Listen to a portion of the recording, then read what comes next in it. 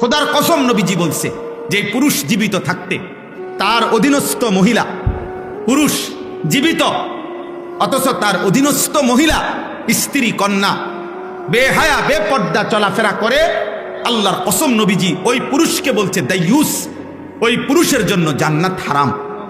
রমজান মাসের শেষ দশকের বেজর রাত্রিগুলোতে শবে কদর আল্লাহ তাআলা বলেন এই 6টি ইবাদত দিছি আমি অতিরিক্ত রমজান মাসে, এবং প্রত্যেকটার পিছনে এটা লিখে দিছি, বলে দিছি আমার নবীর জবান দিয়া, প্রত্যেকটার মধ্যে বান্দা আগ্রহী হবে তার পিছনের গুনাহ মাফ।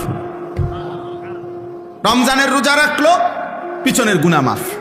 রাত্রিবেলা তারাবি পড়লো, পিছনের গুনাহ মাফ। শবে কদর তালাশ করলো, পিছনের গুনাহ মাফ। এইভাবে গুনাহ মাফ করলো।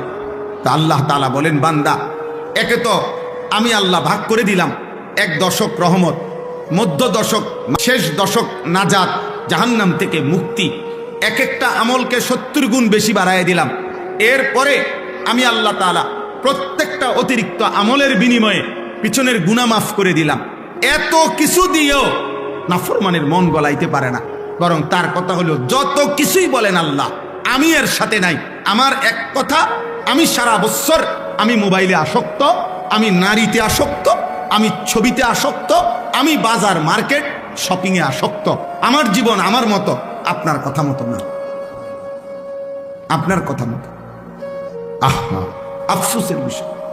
রাসূলুল্লাহ সাল্লাল্লাহু আলাইহি ওয়াসাল্লাম প্রত্যেক রমজানে, বুখারী শরীফের হাদিস, প্রত্যেক রমজানে হযরত আব্দুল্লাহ ইবনে আব্বাস রাদিয়াল্লাহু তাআলা আনহুমা তিনি বর্ণনা করছেন, প্রত্যেক রমজানে প্রতি রাত্রে হযরতে জিবরাইল আলাইহিস সালাম আমাদের নবীজি সাল্লাল্লাহু আলাইহি সাল্লামের কাছে আসতেন, আর এসে বিগত বছর পর্যন্ত যেটুকু কোরআন নাজিল হয়েছে এই প্রত্যেক রাত্রে পূর্ণ কোরআন একবার জিবরাইল নবীকে শুনাইতেন, আরেকবার নবীজি জিবরাইলকে শুনাইতেন। এইভাবে প্রতি রাত্রে আলাদা, এটা তারাবিতে না, তারাবির বাহিরে 2 খতম কোরআন শরীফ, 1 খতম জিবরাইল নবীজিকে শুনাইতেন, আরেক খতম নবীজি জিবরাইলকে শুনাইতেন। এইভাবে কোরআন তেলাওয়াত করতেন। তারাবির নামাজে আবার পৃথক আল্লাহর কোরআন পূর্ণ লম্বা তেলাওয়াত করতেন।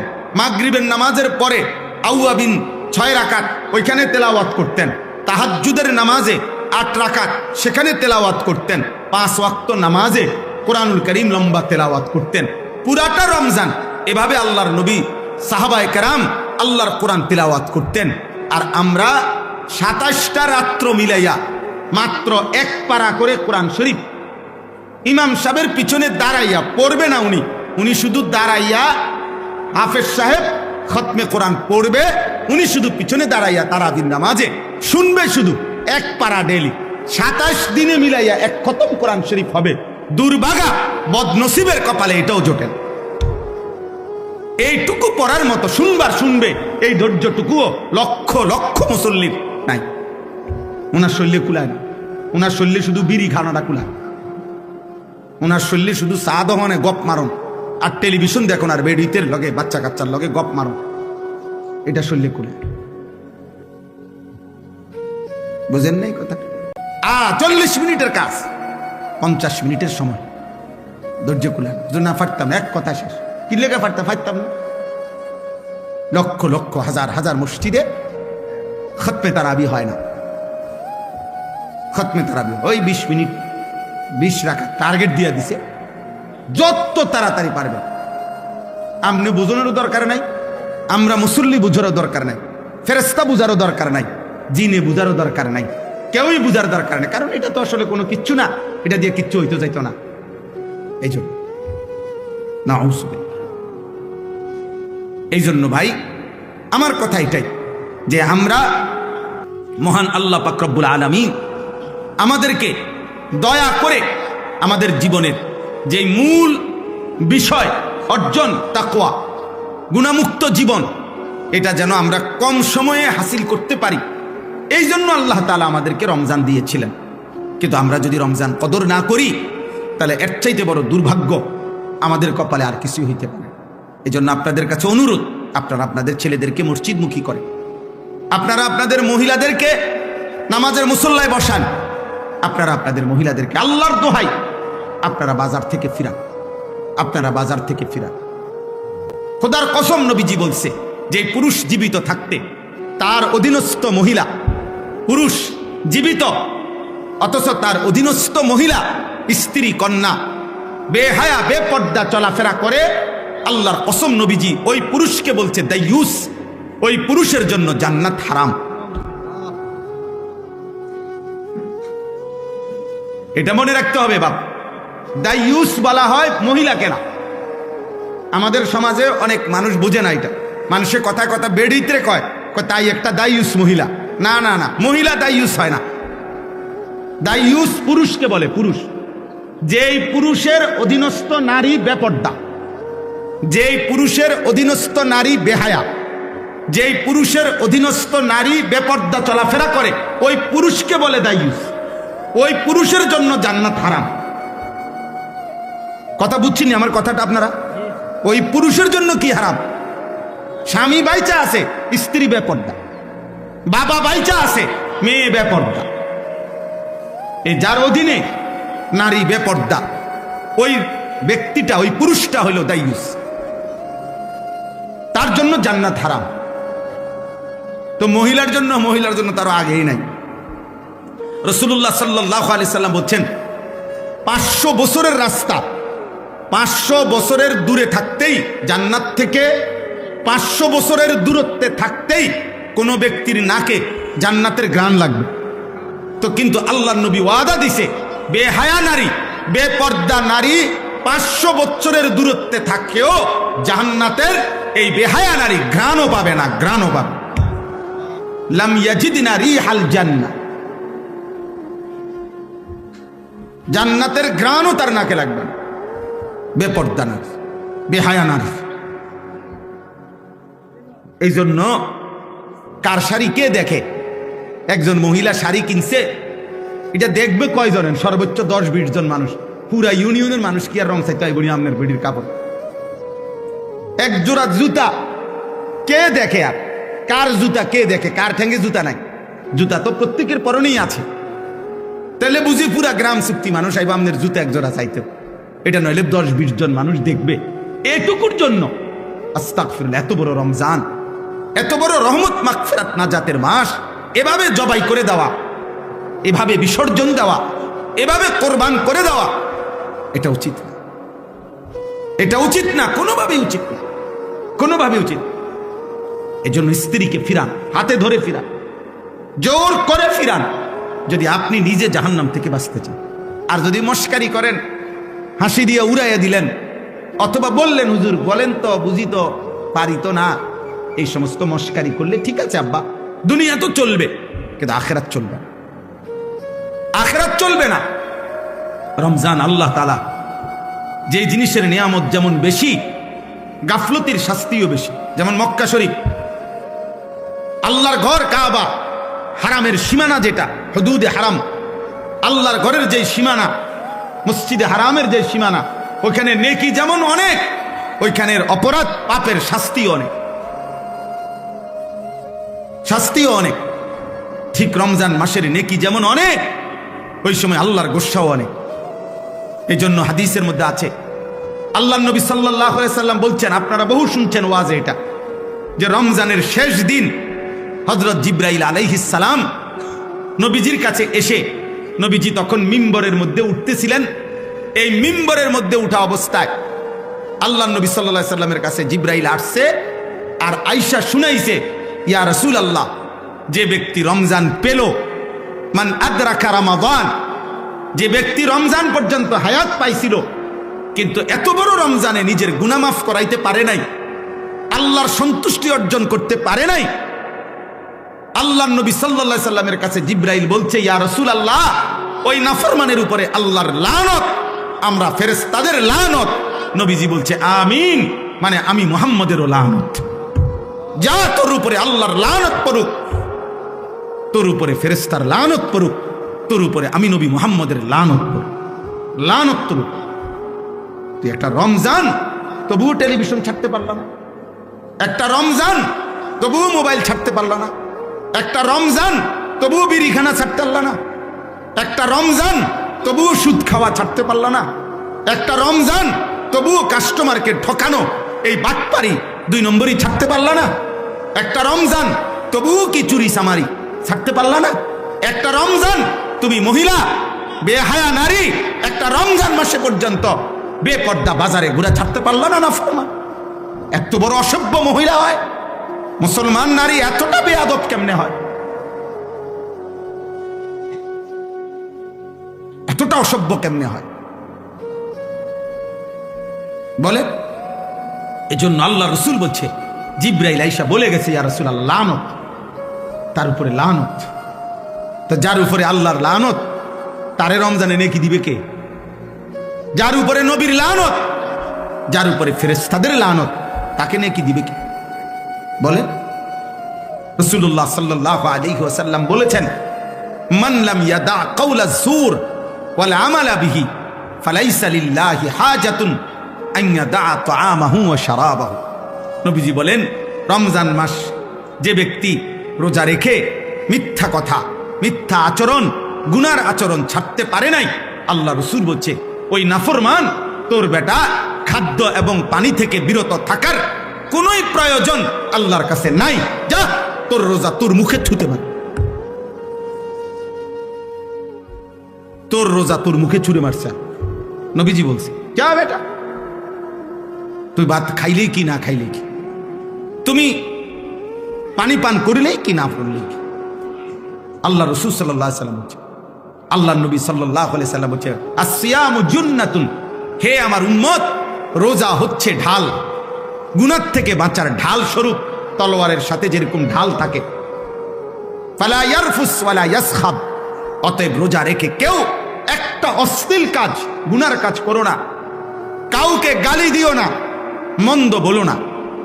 ওয়া ইনিমরুন কাতালাহু আও শাতামাহু ফালিয়াকুল ইন্নী ইমরুন সাইম মাররাতাইন। নবীজি বলছে, হে ঈমানদার, রোজা অবস্থায় কেউ যদি তোমাকে গালি দেয়, কেউ যদি তোমাকে ঝগড়া করতে আসে, এমনকি লড়াই করতে আসে, যে কোনো রকমের, তুমি তাকে এক কথা 2 বার বলে দিও যে আমি রোজাদার, আমি রোজাদার ভাই, আমি তোমার সাথে ঝগড়াও করব না, আমি তোমার সাথে লড়াইও করব না, আমি তোমার গালির উত্তরও দেব না, তুমি যা মন চায় তাই বলো, আমি রোজাদার, আমি রোজাদার। কোরআনুল কারীমের মধ্যে আছে, হযরত জাকারিয়া আলাইহিস সালামকে আল্লাহ তাআলা রোজা রাখতে বলছেন, হযরত মরিয়ম আলাইহিস সালামকে আল্লাহ তাআলা রোজা রাখতে বলেছেন। কোন ব্যক্তির আল্লাহর পাকের অনুগত বান্দা হওয়া, নিজে আল্লাহর হুকুমে চলে, এটার প্রমাণ হিসাবে একটা চিহ্ন আল্লাহ তাআলা আদেশ করছেন, আপনি রোজা রাখেন। রোজাদার আল্লাহর প্রিয় বান্দা, রোজাদারের জন্য আল্লাহ তাআলা জান্নাতে আলাদা দরজা রাখছেন, ইউকালু লাহুর রায়্যান ইয়াদখুলুহুস সাইমুন। রোজাদারগণ শুধু ওই জান্নাতে ওই দরজা দিয়ে ঢুকবে। রোজাদার ঢুকা হলে অন্য কোনো বান্দা, অন্য কোনো ব্যক্তি ওই দরজা দিয়ে ঢুকতে পারবে না। রোজাদার, আর রোজা আল্লাহ তাআলার সিফাত, রোজা আল্লাহর সিফাত, অর্থাৎ খানা না খাওয়া, পানি পান না করা, স্ত্রীর সাথে মিলিত না হওয়া, এটা আল্লাহর সিফাত, আল্লাহর বৈশিষ্ট্য। আল্লাহ খায় না, আল্লাহ পান করে না, আল্লাহ স্ত্রী গ্রহণ করে না। তা আল্লাহ তাআলা বলে, বান্দা যখন কিছুক্ষণের জন্য আমার রঙে রঙিন হয়, তো বান্দার এই আমলের বিনিময় আমি আল্লাহ নিজ হাতে দিয়ে দিই। আস-সাওমু লি ওয়া আনা আজজি বিহি, আমি বিনিময় দিয়ে থাকি। আর কোন কোন হাদিসে আছে, কোন রেওয়ায়েতে আছে ওয়া আনা উজজা বিহি, অর্থ হইল রোজাদারের বিনিময় আমি আল্লাহ নিজেই, আমি তোর যা বান্দা, যা লাগে নিস। কত বড় ফজিলত, কত বড় সুযোগ ছিল, কত বড়। আল্লাহ তাআলা নবী সাল্লাল্লাহু আলাইহি সাল্লামের মাধ্যমে শুনাইছেন এটা। রোজাদারের এত মর্যাদা বলছেন, এত মর্যাদা বলছেন। সেই রমজান মাসেও যদি কেউ 5 ওয়াক্ত নামাজ না পড়ে, আপনি তার কপালটা কেমন কপাল! আহ আয় হায় হায়, আপনাদের ওই সন্তানের কি হবে, আপনাদের ওই ছেলে মেয়ের কি হবে! আয় হায়, এই অসভ্য, এই বেয়াদব, এই খায় আর পেশাব করে আর পায়খানা করে আর ঘুম যায়। আয় হায়, এই জন্তু জানোয়ারের জীবন। এক বেলা খায়, আরেক বেলা ঘুম যায়, আরেক বেলা পেশাব পায়খানা করে, এতটুকুই রাত পার করে, এইভাবেই দিন পার করে। এ তো জানোয়ারের জীবন, এ তো জন্তু জানোয়ারের জীবন, হাইওয়ানের জীবন, গরু গাধার জীবন। মুমিন মানে তো যে ইবাদত করে, মুসলমান মানে তো যে আল্লাহকে চেনে, ইমানদার মানে তো যে আখিরাতকে চেনে। আরে ওই দিন কিতাবে পড়ছি, একজন বিখ্যাত বুজুর্গ ছিলেন হযরত সুফিয়ান সাউরি রাহমাতুল্লাহি আলাইহি। আশ্চর্য, উনি একদিন ভালো খানা খাইছে, রাত্রেবেলা খানাটা একটু বেশি খাইছে, স্বাদ লাগছে, তো খাইয়াই আবার খানা খাইয়া বলতেছে, হায় শোনো, যেই গাধাকে বেশি খাওয়ায় মালিক তার থেকে কাজও বেশি নেয়। তো আমি গাধারে যেহেতু আমার মালিক আজকে বেশি খাওয়াইছে, যা আজকে রাত্র আর ঘুমাইতাম না, ফজর পর্যন্ত তো সারা রাত্র নফল ইবাদতের মধ্যেই ছিল, কেন বেশি খাইলাম? এবং উদাহরণ দিছে নিজে যে গাধাকে তার মালিক ভালো খাওয়াইলে কামও বেশি নেয়। আমার মালিক যেহেতু আজকে আমার ভালো খাওয়াইছে, বেশি খাওয়াইছে, যা আমি আজকে আমার মালিকের গোলামি বেশি করব।